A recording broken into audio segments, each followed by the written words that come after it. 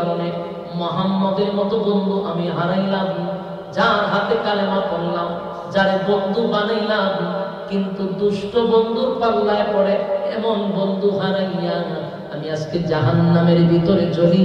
ও যুবক ভাইরা, এই ওয়াজ কিন্তু 1400 বছর আগেই ঘটনা, শেষ নয়। এখনো ভবিষ্যতেও বহু মানুষ জাহান্নামের ভিতরে জ্বলবে আর বলবে, হায় আফসোস আমি যদি সুদখোরের সঙ্গে বন্ধুত্ব না করতাম, হায় আফসোস ঘুষখোরের সঙ্গে যদি বন্ধুত্ব না করতাম, হায় আফসোস আমি যদি বেনামাজির সঙ্গে বন্ধুত্ব না করতাম, আমি যদি নেশাগ্রস্ত বন্ধুত্বের সঙ্গে না চলতাম, তাহলে হয়তোবা জাহান্নামের আগুনে জ্বলতে হতো না। আফসোস করবে আর হাতগুলা কামড়াইতে থাকবে। এই ব্রাহ্মণবাড়িয়ার মানুষ দিলের কারণে শুনি, আজকের আলোচনার থেকে আমাদের শিক্ষা গ্রহণ করতে হবে। যারে তারে বন্ধু বানানো যাবে না, যারে তারে বন্ধুত্ব করব না। এই নামাজি ব্যক্তির সঙ্গে বন্ধুত্ব করব, যদি আমি বেনামাজি, নামাজি বন্ধুর সঙ্গে চলতে চলতে আমি নামাজি হয়ে যাব। আল্লাহ ওয়ালার সঙ্গে চললে একটা সময় গুনাহ। যারে তারে বন্ধু বানানো যাবে না, যারে তারে বন্ধু বানানো যাবে। আজকে তো আমরা মডার্ন যুগে পা দিছি, মডার্ন যুগে পা দিয়ে ইমাম সাহেবের সঙ্গে বন্ধুত্ব করলে তার বইয়ের সমস্যা হয়। তার একটা মানুষের সামনে সামাজিকতা বজায় রাখতে পারে না, ভাই ইমাম সাহেব তোর বন্ধু। মানুষের সঙ্গে সে ইনসাল্ট করে। আলেমদের সঙ্গে তার বন্ধুত্ব করলে তার নাক ছিটকানো হয়। কিন্তু তুই বন্ধু এমন একজনকে বানাইলি, বেনামাজিরে তুই বন্ধু বানাইলি, সুদখোররে বন্ধু বানাইলি, ঘুষখোররে বন্ধু বানাইলি, একটা নাফরমানরে বন্ধু বানাইলি। যার সাথে যার মহব্বত, তার সাথে তার কিয়ামত। পৃথিবীতে যতটা মানুষ পথভ্রষ্ট হয়েছে, যতটা মানুষ নষ্ট হয়ে গেছে, দিন হারা হয়ে গেছে, জাহান্নামী হয়ে যাচ্ছে, এর পিছনে কোনো না কোনো লোকের হাত আছে। আমার কথা আপনারা বুঝেনি?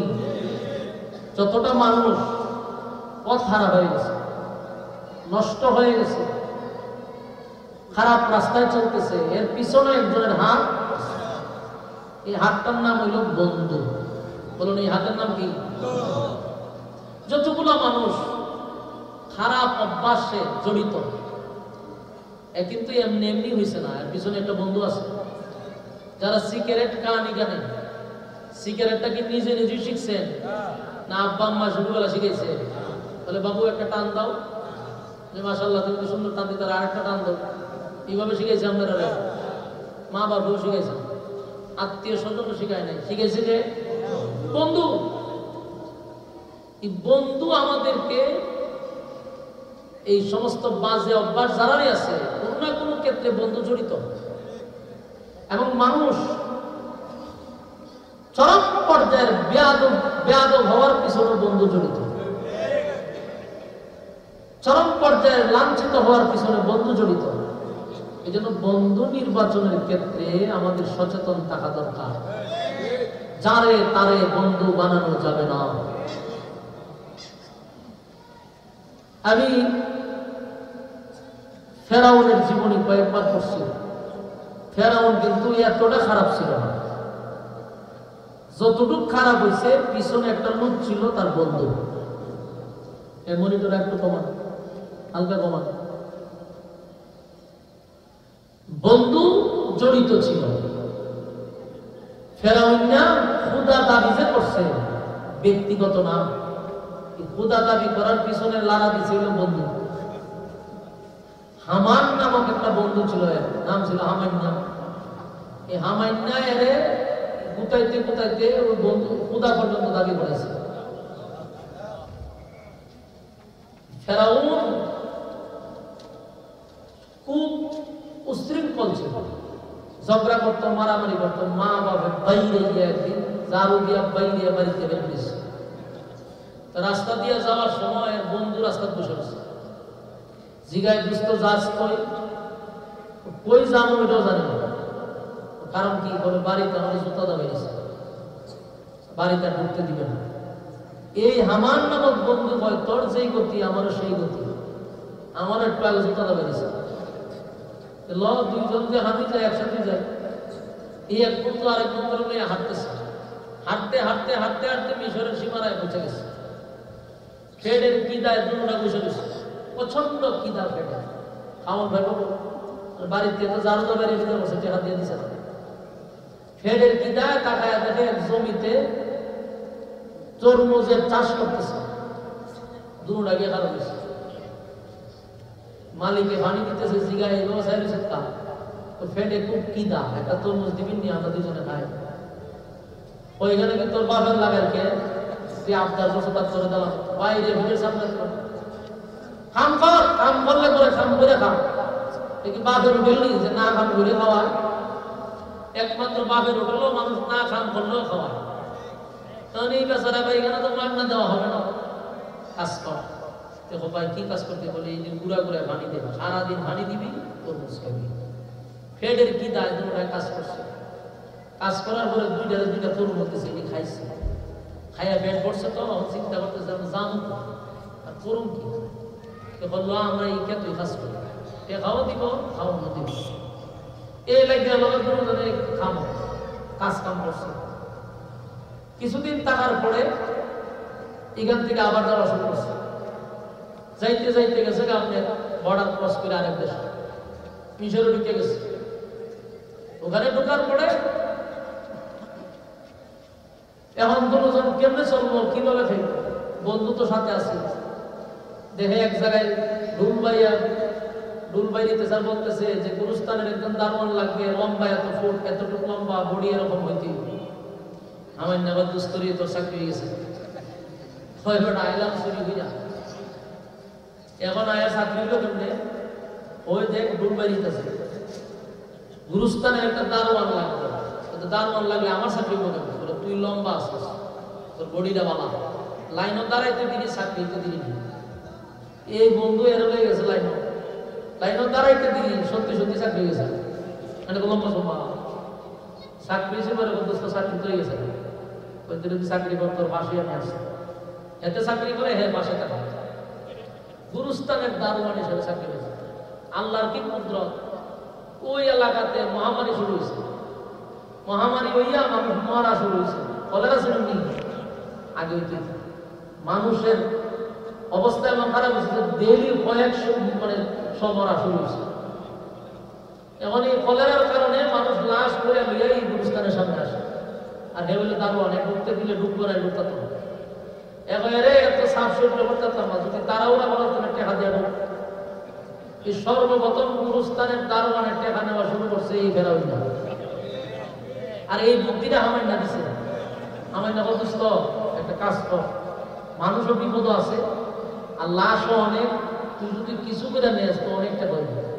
ফেরাউন কিন্তু বলছি তো ছবিটা দেখতে খারাপ লাগে না, মরা মানুষের দিকে হানি খারাপ, আর এরা বিপদ আছে, তোর টেকা দিতে বাধ্য। ফেরাউন বলে ঠিক আছে টেকা লাগবে। মানুষ লাশ করে খাবে এত একটা লাভ যেতে হচ্ছে, চিন্তা করছে এরা কিছু টেকা দিয়ে যদি হারাম করে দিয়ে যদি আমি গিয়ে ঢুকতে পারি তো অসুবিধা কি? মানুষের টেকা দেয় এর লাশ ঢুকতে দেয়, এইভাবে মানুষও মরতেছে। এর ইনকাম প্রচুর প্রচুর টাকা দেওয়া হয়ে গেছে অনেক টাকা। তো ঘটনাক্রমে ওই দেশের বাদশাহ দেশের জনগণের উপরে যে খাজনা দিছে, এই খাজনা আমাকে দিতে পারে না। এক তো গেছে কলেরা গেছে, মহামারী যাওয়ার পরে মানুষ তো আর্থিক দিক দিয়ে অনেক দুর্বল হয়ে গেছে, তো এই বছরের খাজনা দিতে পারতেছে না। সরকার ঘোষণা আছে খাজনা না দিলে বাড়ি ঘর দখল হবে। মানুষ ভয়ে চিৎকার চেঁচামেচি করতেছে কিভাবে খাজনা দিবে। খবরটা পাইছে ফেরাউন একটা বালা কাজ করে, কি কাজ? আমরা তো প্রচুর টেকা, এত টেকা আমরা করুন কি? এই বছর একটা কাজ কর, এই এলাকার যত মানুষ আছে সবার খাজনাটা তুই দিয়া বালা খাজনা কিন্তু করতেছে। এই এলাকার যত মানুষ আছে এরা তো চাপে আছে, খাজনা দিতে পারতেছে না, তুই প্রত্যেকটা মানুষের এই টাকা দিয়ে খাজনা পরিশোধ করে দেবে। অতদিন একটা বালা কথা হচ্ছে, কিন্তু বালা মানুষ না, বালা বুদ্ধি যে দিস কিন্তু বালা কাজ, ওইটার পিছনে আমার জোতা নিয়ে আছে। এই যে বালা মানুষ এটা করে এটার পিছনে কি আছে? কিন্তু আছে। বালা বুদ্ধি দিস একটা বুদ্ধি বালা পাইছে, খাজনা দিয়া দেন, দেশের সব মানুষের খাজনা দিয়া দিচ্ছে। মুহূর্তের ভিতরে পুরা এলাকার মানুষের কাছে ফেরাউন জনপ্রিয়তা অর্জন করছে।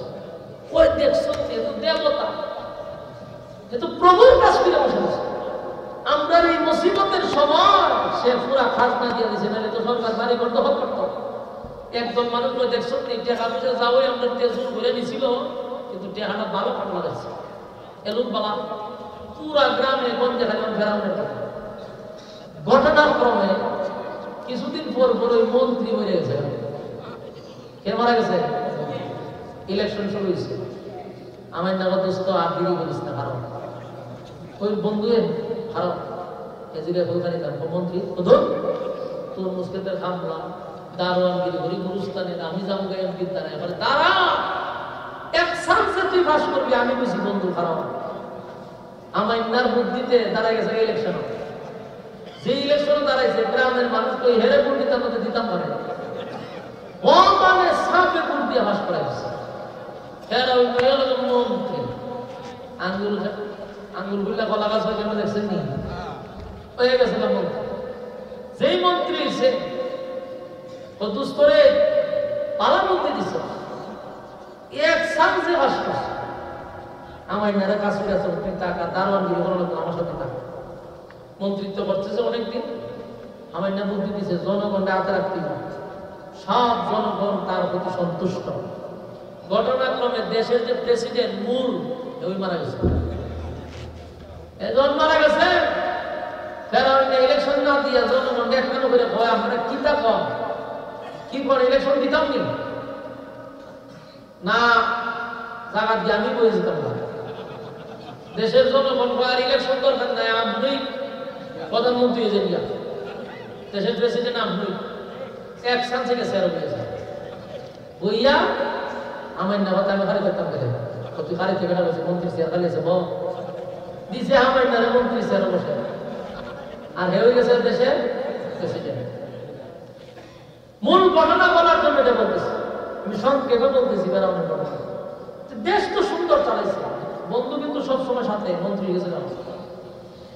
এই দুই অসুস্থ লোকজন দেশ চালাইতেছে, বুঝেননি কি অবস্থা হয়েছে?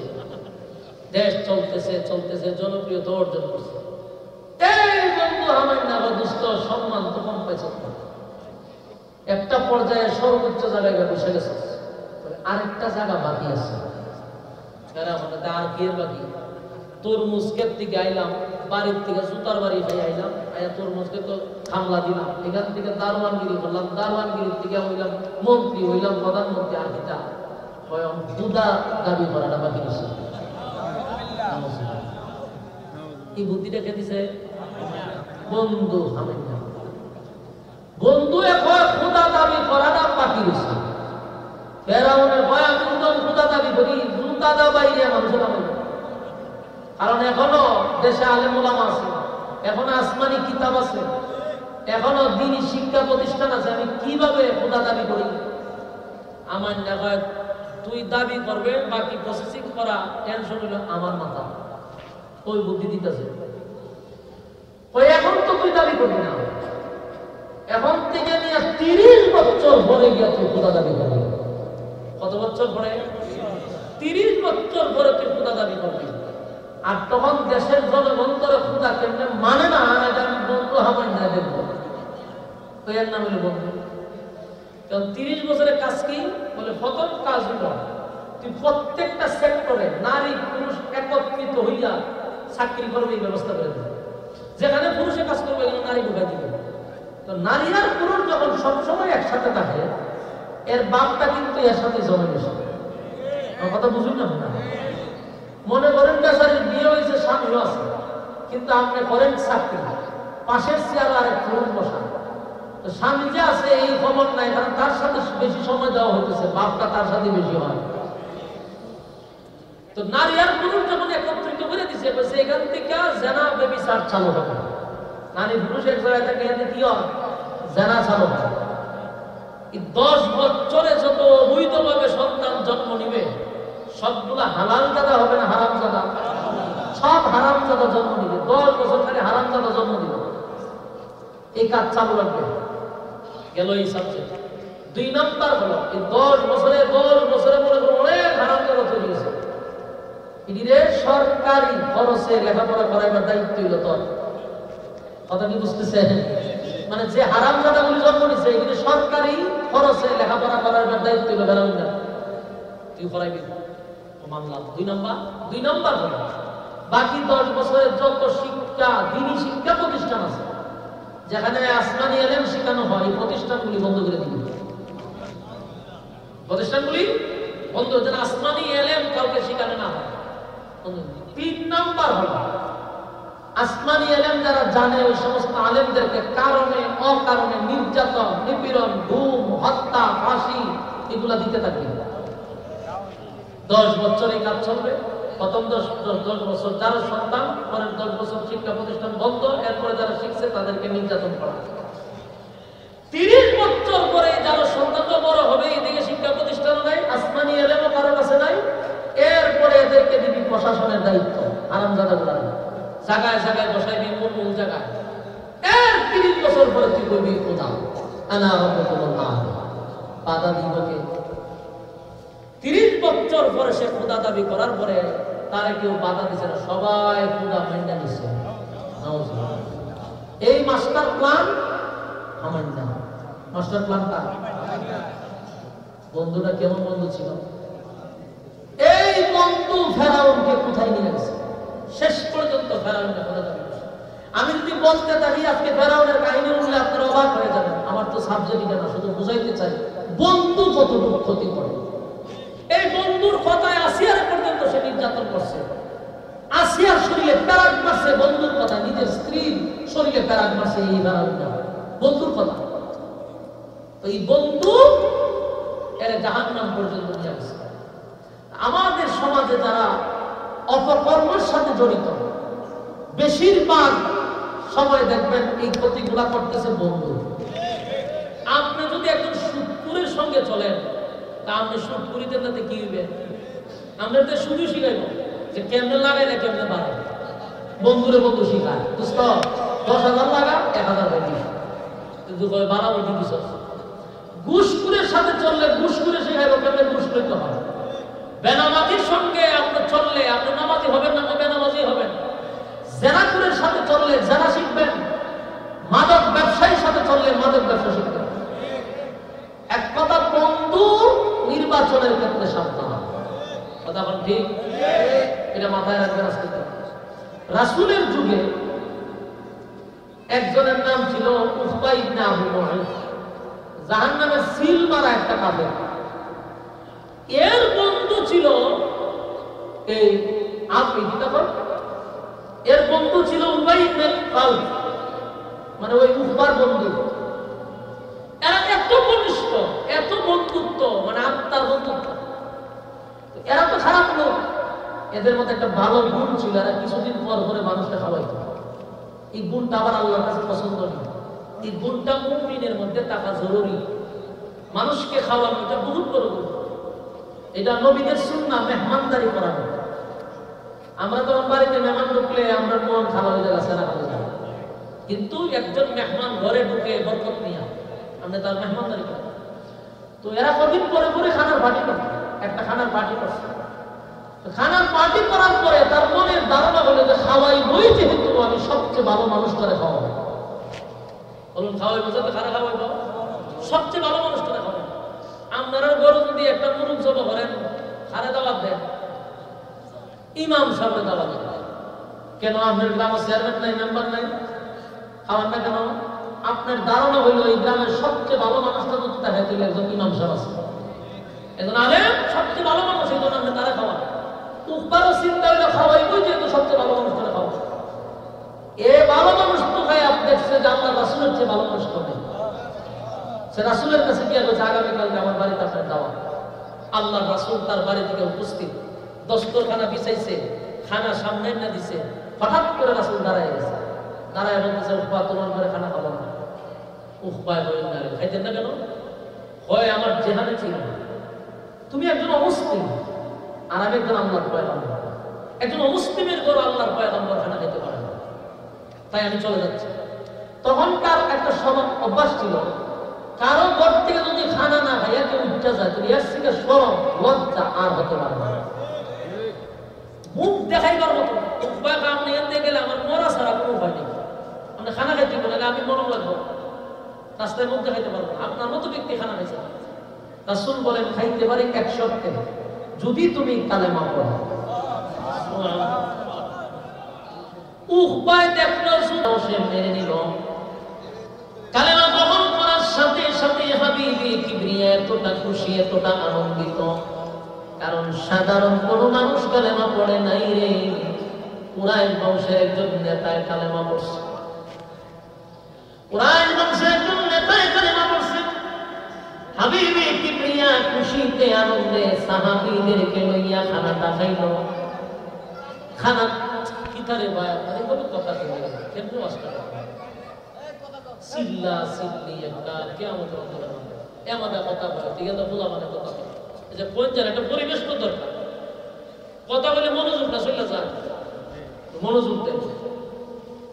উকবা কালেমা পড়ার পরে রাসূল খানা খাইল, আনন্দের সহিত নবীজি তার করতে বিদাইছে। কিন্তু খবর কি এক জায়গায় আছে, নেতায় কালেমা পড়ছে নাকি গরু বই থাকবো গোটা মদিনা মক্কার গলিতে গলিতে, মক্কার গলিতে গলিতে খবরটা পৌঁছে গেছে যে উকবায় কালেমা পড়ছে। এই খবর যখন পৌঁছে গেছে তার বন্ধু উবাইবের বাড়িতে পর্যন্ত খবরটা পৌঁছায় গেছে। বন্ধু যখন শুনছে বন্ধু কালেমা পড়ছে, তার সাঙ্গ পাঙ্গ নিয়া দৌড়ায় গেছে উকবার বাড়িতে গিয়া বলে উকবা শুনছি তুই নাকি কালেমা পড়ছ? বলে হ্যাঁ কালেমা পড়ছি। উবাই কয় তুই যে কালেমা পড়ছ, তুই না আমার বন্ধু, বন্ধু হইয়া আমার কলিজাটা ভেঙে দিলি। একই সাথে চলাফেরা করি, একই সাথে ব্যবসা বাণিজ্য করি, একই সাথে উঠা বসা করি, ব্যবসা বাণিজ্য তোর সঙ্গে করি, আখাম ওখাম যা আছে তোর লইয়া করি। দুর্নীতি টেন্ডারবাজি চাঁদাবাজি যত টাকা কামাই তোর অর্ধেক দিই, আমি অর্ধেক দিই। বোতল যদি খাই বন্ধু তোর একটা দিই, আমি একটা খাই। সব অপকর্ম তোর লইয়া করি, আর কালেমাটা পইরা আমার কলিজাটা ভেঙে দিলি। দারুণ কষ্ট লাগলো বন্ধু। আজকের থেকে তোর সঙ্গে আমার ব্যবসা বাণিজ্য সব বন্ধ, আজকের থেকে তোর সঙ্গে সমস্ত সম্পর্ক বন্ধ। আজকের থেকে বন্ধু মহল থেকে তোর বয়কট করে দিলাম। বন্ধু বন্ধুরে বলতেছে, রাগান্বিত হইয়া বলল বন্ধু আমার কলিজাটা ভেঙে দিলি, কালেমা পড়লি, বাপ দাদার ধর্মের মধ্যে চুনকালি মারলি, আমার সঙ্গে চইলাম, মুহাম্মদের সঙ্গে বন্ধুত্ব করলি, এটা হইল না। এই কথা বলে উকবার সাথে রাগারাগি করে। তার বন্ধু যখন চলে যায়, উকবার সাথে সাথে বন্ধুরে খুশি করার জন্য, বন্ধুর আবদার রক্ষা করার জন্য সামনে গিয়ে দাঁড়াইছে। দাঁড়ায় বলে বন্ধু আমার যদি আপনি চলে যা আস্থা করে, আমি কেমনে চলবো? যা হবার হয়েছে এবার বাদ দেন, ব্যবসা বাণিজ্যের সাথেই করবো। বন্ধু ডাক দিয়ে ওইটা হতে পারে না, তুই কালেমা পড়ছ, আমি তো প্রতি আর কোনো আকর্ষণ নাই, তোর সঙ্গে ব্যবসাও করতে রাজি না, আমার রাস্তা ছেড়ে দে। উপায় রাস্তা ছাড়া আমার বাড়িতে যেতে পারবে। এবার উপায় বলে যদি তোর সঙ্গে আবার নতুন করে সম্পর্ক করতে চাস আমার সঙ্গে, তাহলে শর্ত হলো মুহাম্মদের কালেমা মুহাম্মদকে ফেরত দিবি। আপনারা আলহামদুলিল্লাহ আছে আমার যুবক ভাইরা, মুরব্বী বাবারা, কথাগুলি দিলের কান লাগায় শোনেন। বন্ধু কতটুকু ক্ষতিকর ভালো করে শোনেন। বন্ধুর জন্য বন্ধু কি করতে পারে? আল্লাহর পয়গম্বরের কাছে উবাই বলে শুন, কালেমা পড়ে মুহাম্মদকে তুই যতটা খুশি করছ, বন্ধু কালেমা ফেরত দিয়া আমাদের এর থেকে বেশি খুশি করতে হবে। মুহাম্মদের সুন্দর উজ্জ্বল চেহারাটার মধ্যে তুই জ্ঞান তুতু মারবি। আমার যুবক ভাইরা, উকবা কিন্তু কালেমা পড়ছিল, উকবা কিন্তু লা ইলাহা ইল্লাল্লাহ, নেই কোনো মাবুদ আল্লাহ ছাড়া, একত্ববাদী খোদার উপরে ঈমান আনছে, বন্ধুর কথা মাইনা এখন রাজি হয়ে গেছে। ঠিক আছে, আমি মুহাম্মদের কাছে গিয়া কালেমা ফিরত দিব। জোরে বলুন নাউজুবিল্লাহ। এই বন্দুক থেকে সাবধান, যারে তারে বন্ধু বানায়ও না, যারে মনে চায় তারে কলিজার ভিতরে ঢুকায়া দিও না। বন্ধু বানাইবার ক্ষেত্রে খুব সাবধান, যারে তারে বন্ধু বানায়ও না। এই বন্ধু তোমারে হয় জান্নাতে নিবে, আর না হয় তোমারে জাহান্নামে নিয়ে যাবে। এই জন্য বন্ধুর ব্যাপারে সাবধান। উবাই ইবনে কাব সে তার বন্ধুরে উসমানে বলে, বন্ধু কালেমা পয়রা যতটুকু মুহাম্মদরে খুশি করছো এর থেকে বেশি আমারে খুশি করতে হবে। মুহাম্মদের সঙ্গে চরম পর্যায়ে বেয়াদবি করবি। জোরে বলুন নাউজুবিল্লাহ। উকবা তার বন্ধুত্ব টিকায়া রাখতে গিয়া তাদের শর্তে রাজি হয়ে গেছে। এবার বন্ধুদেরকে লইয়া উকবারে কইরা নিয়ে গেছে, চল মুহাম্মদের কাছে যাব, সেখানে গিয়া কালেমা ফিরত দিবি, আমরা ঘোষণা দিব তুই কালেমা পড়স। বন্ধুরে বন্ধু লইয়া গেছে। সেখানে যাওয়ার পরে আল্লাহর হাবিব দূর থেকে তাকায়া দেখে উকবার সামনের দিকে আগাইতেছে। নবীজি দূর থেকে দেখে নবী মনে করছে গতকালকে লুকিয়ে লুকিয়ে কালেমা পড়ছে রে, আজকে মনে হয় প্রকাশ্যে কালেমা পড়ার জন্য বন্ধুদেরকে লইয়া আমার কাছে আসতেছে। আমার নবীর দিল মাকাতরত লইয়া, নবীর মহব্বত লইয়া সামনের দিকে আগাইতেছিল, আর তারা দুশ্মনী নিয়ে নবীর সামনে আসতেছিল। নবী মহব্বত নিয়ে সামনে আগায়, তারা দুশ্মনী নিয়ে সামনে আগায়। আমার নবী তো দিল মাকাতরত লইয়া সামনে যাচ্ছিল, যে মনে হয় বন্ধুদেরকে সহ কালেমা পড়বে। কিন্তু উকবা নবীর চেহারা দূর থেকে দেখার সাথে সাথে উকবার কলিজাটার মধ্যে একটা মুসর মারছে। কারণ উকবা তো জানে রে মুহাম্মদের চেয়ে ভালো মানুষ মক্কা নগরীতে কেউ নেই।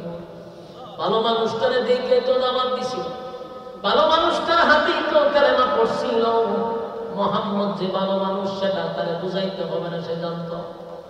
কিন্তু বন্ধুত্ব টিকায় রাখার জন্য এখন বন্ধুর কথায় সেই সুন্দর চেহারার মধ্যে কেমনে থুতু মারবো, সেই কারণে উকবার কলিজার মধ্যে একটা ধাক্কা লাগছে। উকবার সামনে যার চিন্তা করে কেমনে আমি করবো, একবার সামনে যান আবার পিছনে আসে, বন্ধু ঠেলাইয়া সামনে দিকে নেয়, আবার যায়। আর তার কলিজাটা কাঁপতেছিল। আমার নবীর সামনে একটা পর্যায়ে গিয়ে দাঁড়ায় গেছে।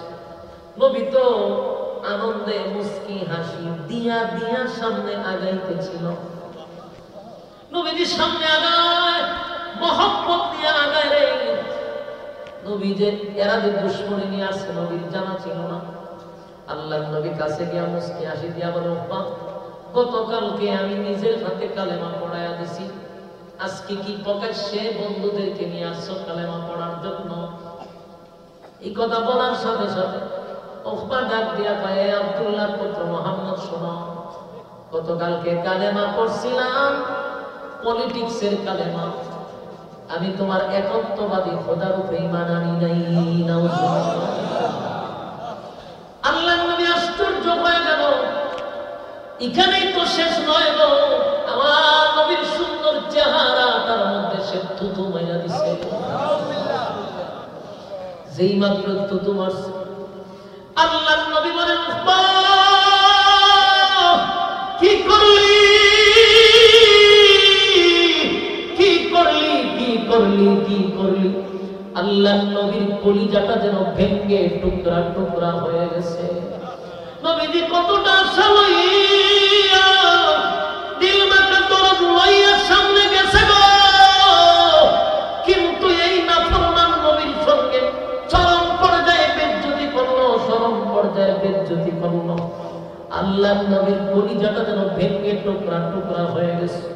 যেই নবীর চেহারা মুবারকের মধ্যে কোনদিন মশা মাছি বসতো না, নবীর শরীরে কোনদিন মশা বসে নাই, মাছি বসে নাই, এই পবিত্র শরীরটার মধ্যে সে থুতু মারছে, যেই চেহারার কসম স্বয়ং আল্লাহ করছে।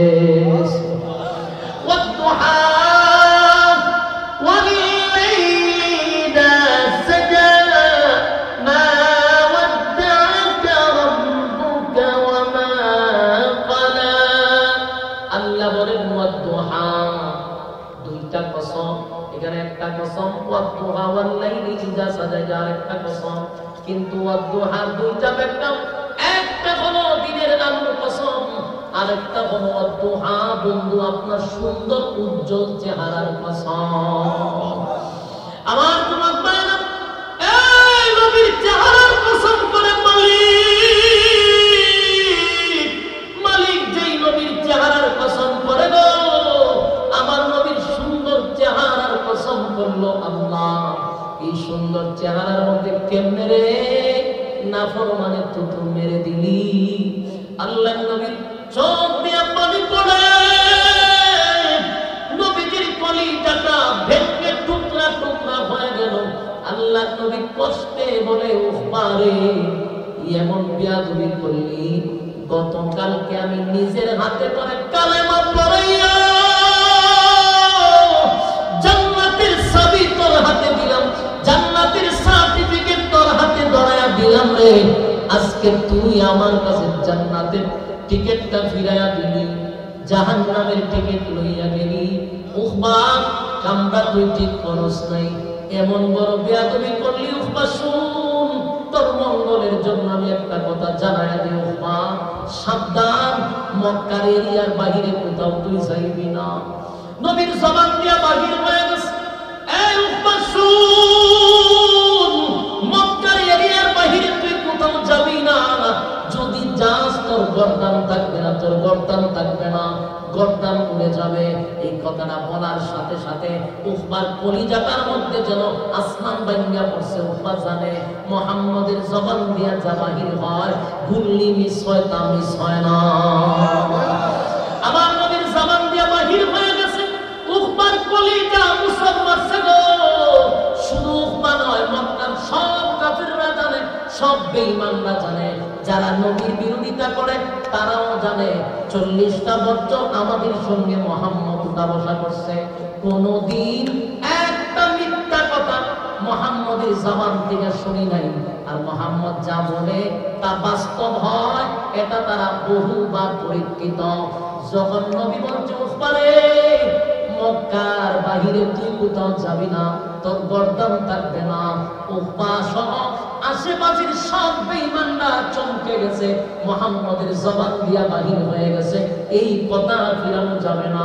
এবার তারা চলে গেছে। আল্লাহর নবীর চোখ দিয়া মুক্তার দানার মতো পানিগুলো পড়তেছিল।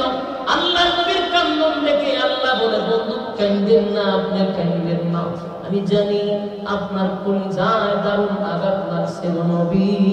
এত বড় মানুষের সামনে আমার বন্ধুর সুন্দর চেহারাটার মধ্যে সে থুতু মারল। আল্লাহ বলে, বন্ধু আমি মালিকরে যদি কেউ গালি দেয় গো, আমি মালিক সাথে সাথে কোনো বান্দার উপরে গজব দেই না, আমি কাউরে গজব দিয়া মারিও না। বন্ধু আমারে সকালে গালি দিলে বিকালে তার জন্য আমি খাবার রেডি রাখি, কিন্তু বন্ধু আমার বন্ধুরে যদি কেউ গালি দেয় আমি আল্লাহ যে বরদাস্ত করতে পারি না। আর যুবক ভাইরা দিলের কান লাগায়া শুনেন, আল্লাহর পয়গম্বর কে যখন আবু লাহাব গালি দিছিল, সাথে সাথে সূরা লাহাব নাযিল হয়ে গেছে। আবু জাহেলের বউ উম্মে জামিল নবীকে আবে তার বলে গালি দিছিল। আল্লাহ সূরা কাউসারে বলেন, ইন্না শানিআকা হুয়াল আবতার। বন্ধুরে কেউ গালি দিলে আমার আল্লাহ নিজেই প্রতিবাদ করছে। আমার নবী বলেন, আল্লাহ বলে, বন্ধু আপনি কান্দেন না, আপনার কান্নাটা আমি আল্লাহ যে বরদাস্ত করতে পারি না। উখবা আপনারে গালি দিয়া, উখবা আপনার চেহারায় থুতু দিয়া, উখবা আপনার সঙ্গে বেয়াদবি করে, উখবা নিজে কিছু করতে পারলো না, আপনার কোনো ক্ষতিও করতে পারলো না, কিন্তু আমি আল্লাহ আপনাকে জানায়া দিলাম উখবা তার নিজের পায়ে নিজে কুড়াল উঠা মারছে। আল্লাহ বলতেছে, বন্ধু উখবা আপনার কোনো ক্ষতি করে নাই গো, বরং নিজের ক্ষতি নিজে ডাইকা আনলো, নিজের ক্ষতিটা সে নিজে করলো। কারণ নিজের হাতে কালেমা পড়া জান্নাতের সার্টিফিকেট পাইছিল, আজকে আপনার সঙ্গে বেয়াদবি করে জাহান্নামটা সে বেছে নিল। আল্লাহ বলে বন্ধু কাঁদেন না, আমি আল্লাহ উকবার দৃশ্যটা আপনার নবীর চোখে আমি দেখায়া দিব। আল্লাহ তোমরা আয়াত নাযিল করে, ইয়া ওয়াইলা, আল্লাহ আয়াত নাযিল করে, ওয়া ইয়াউমা ইয়া'আদু যালিমু আলা ইয়াদাইহি ইয়াকুলু ইয়া লাইতানি ইত্তাখাযতু মা'আর রাসূলি সাবিলা। আল্লাহ আয়াত নাযিল করে, এ বন্ধুরে বন্ধু সান্তনা দে গো। আল্লাহ বলে, ইয়া ওয়াইলাতা লাইতানি লাম আত্তাখিয ফুলানান খালিলা। বন্ধু আপনি কাঁদেন না, এই উকবা জাহান্নামের ভিতরে যাওয়ার পরে তার দৃশ্যটা আমি নবী আপনার নবীর চোখ দিয়ে আমি দেখাবো। উকবা জাহান্নামের ভিতরে গিয়া নিজের হাত গোলারে নিজেই কুশারের মতো চাবাইতে থাকবে। কুশার চিনেন তো? গেন্ডারি চিনেন? এই গেন্ডারির মতো চাবাইতে থাকবে, গেন্ডারির মতো চাবাইতে থাকবে আর বলবে, ইয়া ওয়াইলাতা লাইতানি লাম আত্তাখিয ফুলানান খালিলা। চিৎকার দিতে থাকবে আর বলবে, হায় আফসোস, হায় আফসোস, হায় আফসোস, হায় আফসোস। মুহাম্মাদের মতো বন্ধু পাওয়ার পরেও আমি দুষ্ট লোকের সঙ্গে কেমনে চললাম রে। আজকে আমার দুষ্ট বন্ধুদের কারণে মুহাম্মাদের মতো বন্ধু আমি হারাইলাম। যার হাতে কালেমা পড়লাম, যারে বন্ধু বানাইলাম, কিন্তু দুষ্ট বন্ধুর পাল্লায় পড়ে এমন বন্ধু হারাইয়া আমি আজকে জাহান্নামের ভিতরে জ্বলি। ও যুবক ভাইরা, এই ওয়াজ কিন্তু 1400 বছর আগেই ঘটনা, শেষ নয়। এখনো ভবিষ্যতেও বহু মানুষ জাহান্নামের ভিতরে জ্বলবে আর বলবে, হায় আফসোস আমি যদি সুদখোরের সঙ্গে বন্ধুত্ব না করতাম, হায় আফসোস ঘুষখোরের সঙ্গে যদি বন্ধুত্ব না করতাম, হায় আফসোস আমি যদি বেনামাজির সঙ্গে বন্ধুত্ব না করতাম, আমি যদি নেশাগ্রস্ত বন্ধুত্বের সঙ্গে না চলতাম, তাহলে হয়তোবা জাহান্নামের আগুনে জ্বলতে হতো না। আফসোস করবে আর হাতগুলা কামড়াইতে থাকবে। এই ব্রাহ্মণবাড়িয়ার মানুষ দিলের কারণে শুনি, আজকের আলোচনার থেকে আমাদের শিক্ষা গ্রহণ করতে হবে।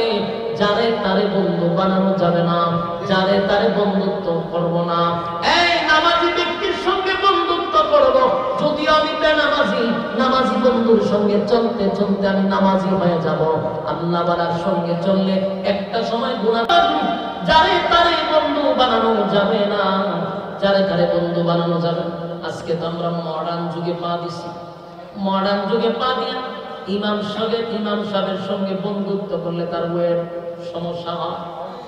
তার একটা মানুষের সামনে সামাজিকতা বজায় রাখতে পারে না, ভাই ইমাম সাহেব তোর বন্ধু। মানুষের সঙ্গে সে ইনসাল করে। আলেমদের সঙ্গে তার বন্ধুত্ব করলে তার নাক ছিটকানো হয়।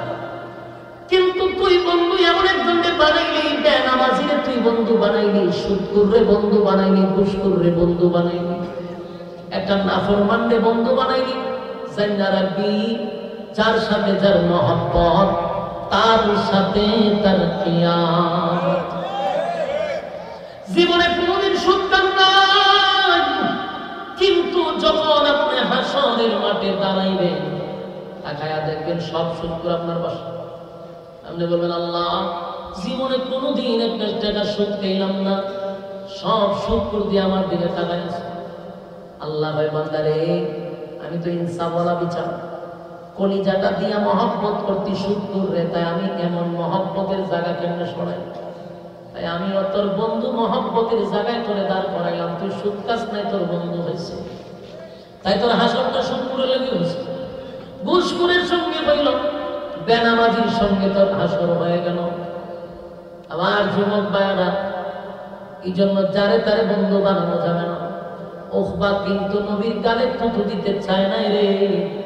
উকবাই কিন্তু কালেমা পড়ছে। এই উবাইয়ের ষড়যন্ত্রে কইরা, উবাই ইবনে খালফের ষড়যন্ত্রে কইরা আল্লাহর নবীর সঙ্গে চরম পর্যায়ে বেয়াদবি করছে। যতদিন আল্লাহর রাসূল মক্কায় ছিল, এই উকবার মক্কা থেকে কোথাও যায় না। ওই যে নবী বলছেন, মক্কার এরিয়ার বাহিরে তুই বাহির হবি না। উকবা কোনদিন মক্কার বাহিরে যায় না, ব্যবসা বাণিজ্য সব বন্ধ, কোথাও যায় না রে।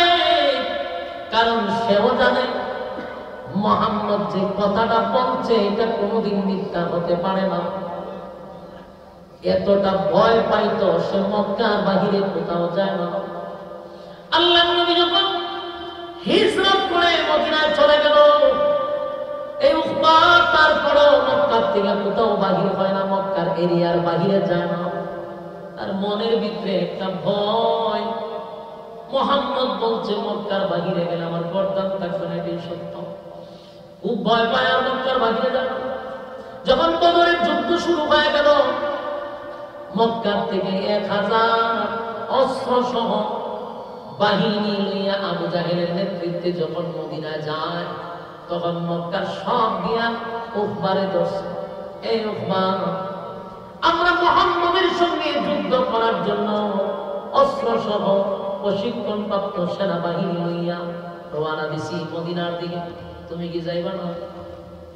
ও বাবা, তোমরা কি শোনো না, মুহাম্মদ যে আমারে বলছে মক্কার এরিয়ার বাইরে গেলে আমার কাম শেষ।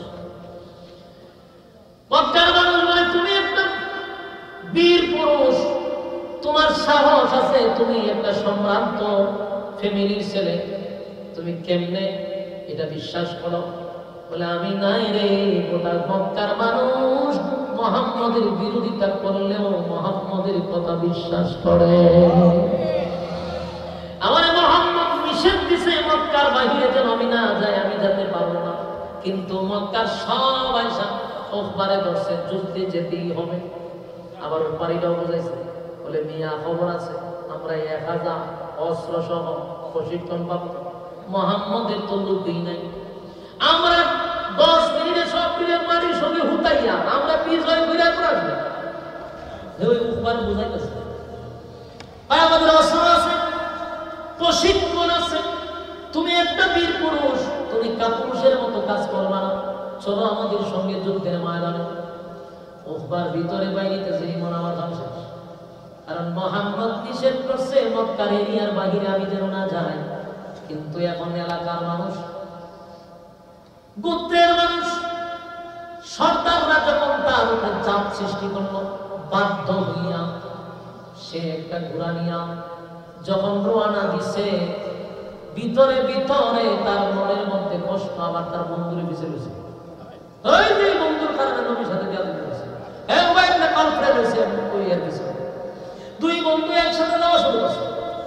আর ভিতরে ভিতরে মুখবার বাইরেতেছে, মুহাম্মদ যা বলে রে কোনদিন তা ফিরত যায় না। ভিতরে ভয়, কিন্তু চাপের কারণে মদিনার উদ্দেশ্যে রওনা দিছে।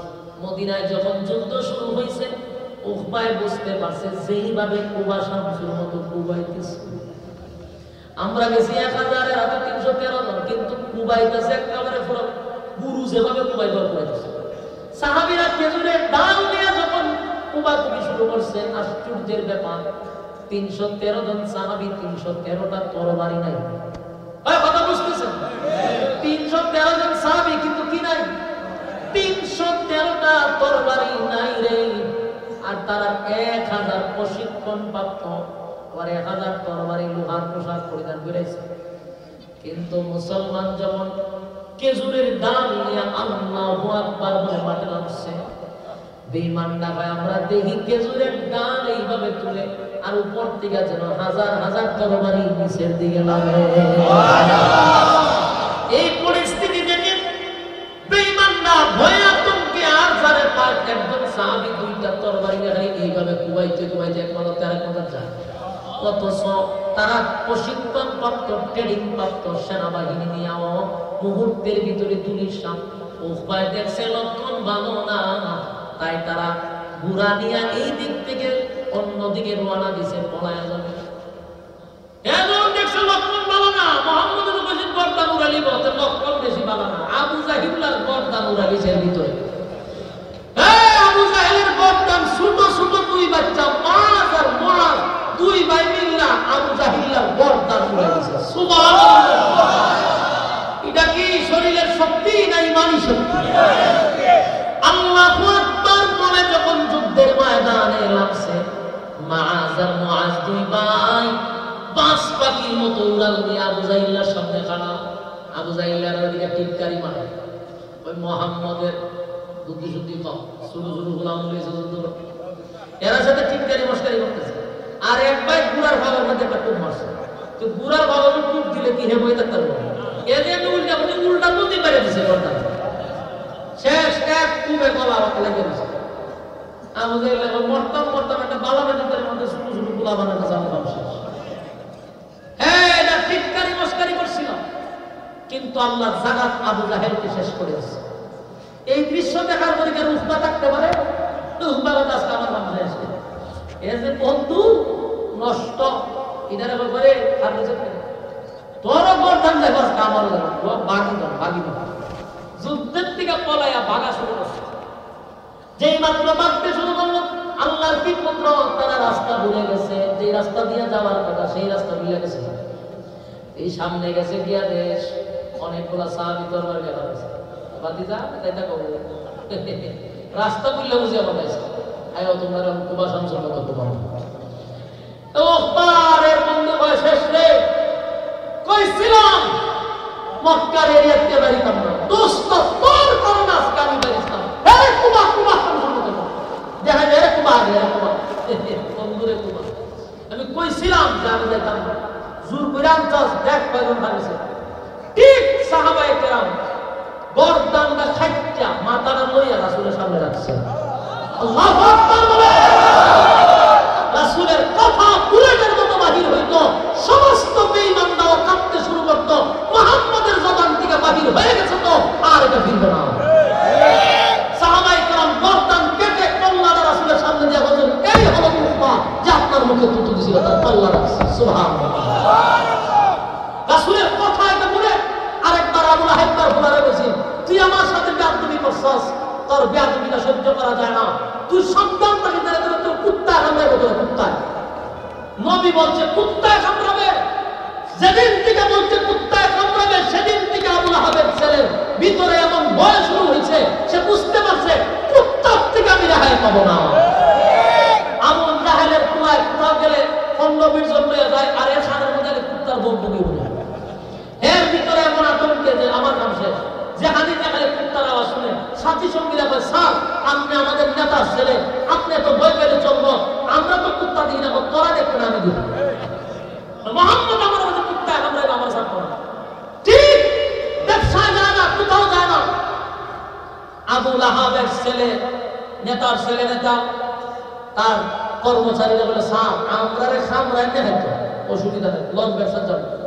একদিন ব্যবসা দিয়ে গেছে, রাত্রের বেলা হ্যাঁ ঘুমায় না, শুরু করে খালি দেখা কোন সময় কুত্তায় সহকর্মী কর্মচারীরা বলে, স্যার কোনো টেনশন নাই, আপনি মাঝখানে ঘুমান, আমরা দূরে সরাই সেটা ঘুমাবো, কুত্তায় আইলে তো বদবই করবো, নাহলে আপনারা ধরবো, আপনারা উঠে যাবো, এরপর আপনার মোকাবেলা করবো, মাঝখানে ঘুমাবো।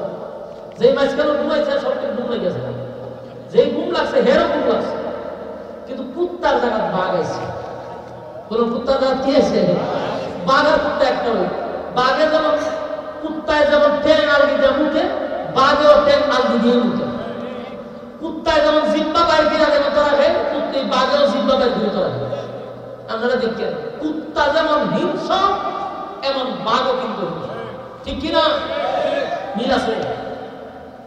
অনেরা কুমার ইচ্ছে করে বাঘ আছে, আইয়া দেখে যে এরা আমার আশা দিবেছে না, বহুত ঠকাইছে ভাই, মাঝখানে এক শয়তান ঘুমান আসতে হয়ে লাভ দিয়ে গিয়ে হের গলাটা ধরে হের হয়ে গেছে, বিলে বেচা সব মুক্তিটা দেয় না তার ছেলে নেই, নেরাত মাথা নষ্ট গেছে যে আমরা তো ঘুমাইতাম সন্তুর দিকে গেল বুঝিয়া, আমরা শরীর ভাড়া দিয়ে তো বলা, এটা তো কুদরতি বাঘ, আল্লাহ নবীর অভিশাপ ডাইরেক্ট লেগে গেছে। এটা আমি বলবো বেয়াদবি করার আগে সাবধান হয়ে যাও, বেয়াদবি করার আগে সাবধান হয়ে যাও, যদি সাবধান না হও চতুষ্পদ জানোয়ারের খামরে মরতে হবে। বেয়াদবির একটা সীমা আছে। 16 বছর যেমন জালেমরা আলেমদের সঙ্গে বেয়াদবি করছে, কারণ আপনারা এই ব্রাহ্মণবাড়িয়ার আমরা একজন এমপি সাহেব, হ্যাঁ কিভাবে সাদির সাহেব মুবারকুল্লাহ সাহেবের নামে তুতু ফালায় বলতে মুবারকুল্লাহর উপরে ফালা, নাউজুবিল্লাহ, এটা সাদির সাহেবের উপরে ফালা, এইভাবে বলেছে না? আজকে তুই কো যদি বাতি না করে মা ব্রাহ্মণবাড়িয়া কেউ খাইতো যদি ব্রাহ্মণবাড়িয়া একটা রিস্কাও থাকতো, এর সামনে দিয়ে দুধ যদি মানে চিন্তা করছে দেখ কেমন কত দামে কত সাল বাতি যা তুই যা করছস আলেম আমাদেরকে কটাক্ষ করে গালিগালাজ করছে কই তুইও নাই তোর আম্মাও নাই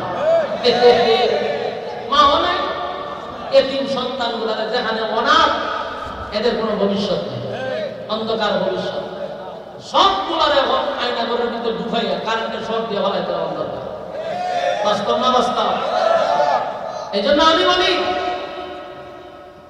এখন তো আম্মাও নাই আব্বার গুলো বান নাই বাকি যারা লাফালাফি করতে যে সারিস্তা আমার দরকার আসেনি লাফালাফি বন্ধ করে দাও এদের ভিড়ের সামরা কিন্তু থাকতো না প্রতিটা জিনিস আজকে এখান থেকে শিক্ষা গ্রহণ করবেন এক নম্বর হলো বন্ধু নির্বাচনের ক্ষেত্রে আপনারা খুব সাবধান এই একটা বলি যারে তারে বন্ধু বানাবেন যারে তারে বন্ধু বানাবেন না বন্ধু নির্বাচনের ক্ষেত্রে খুব সাবধান হ্যাঁ একসাথে চলতে গেলে বিভিন্ন ভাবে চলতে হয় সামাজিকতা বজায় রাখতে হয় হাই লোকে আপনি চলবেন হিন্দুর সাথে চলতে হবে বৌদ্ধর সাথে চলতে হবে আপনার অমুসলিমের সাথে চলতে হবে মুসলিমের সাথে চলতে হবে কিন্তু কলিজা দিয়া না কলিজা দিয়া হাই এলো দিয়া চলতে হবে আমরা চলবো হাই এলোর মাধ্যমে আমরা যেন কলিজার ভিতরে না ঢোকাই আল্লাহ বুঝা মা তৌফিক দান করে সকলে আমিন সম্মানিত শুনি দীর্ঘক্ষণ সময় রাত অনেক হয়ে গেছে আমি আশ্চর্য আপনাদেরকে দেখলাম যে এত রাত পর্যন্ত আপনারা এখানে বসে রয়েছেন আল্লাহ তাআলা আপনাদের দুনিয়া আখিরাতের ইজ্জত দান করে সকলে বলে আমিন ব্রাহ্মণবাড়িয়ার মানুষ আমারে মহব্বত করেন ভালোবাসেন এটা আমি অস্বীকার করলে অকৃতজ্ঞ হবে ঈমান না হইল 50টা প্রোগ্রাম হইছে জানা দিতে বড় কথা 50টা কম হবে না রাত 2টা 1টা গেল মানুষ বসে থাকে এটা বোঝা গেল কলিজার মহব্বত আমি যেই পরিমাণ প্রোগ্রাম ব্রাহ্মণবাড়ি এবার করছি এটা নজির করি এই জন্য আমি আপনাদেরকে মহব্বত করি আপনারা আমার মহব্বত করেন আমার মাহফিলে বেশিরভাগ আমি হাত তুলে দেখা যায় সব ব্রাহ্মণদের বাড়ি গিয়ে হাল দেয় মাদ্রাসা প্রতিষ্ঠান যতবার মাহফিল করেছি বেশিরভাগ ব্রাহ্মণবাড়ির মানুষ যায় এই জন্য আমি আপনাদেরকে কলিজা দিয়ে মহব্বত করি 2 নম্বর হলো এটা আলেম ওলামা সহ এখানে শ্রোতা যদি থাকে 1500 টাকা আলেম না ব্রাহ্মণবাড়িয়ার সব হলো আলেম ওলামা সহ বাস্তব না বাস্তব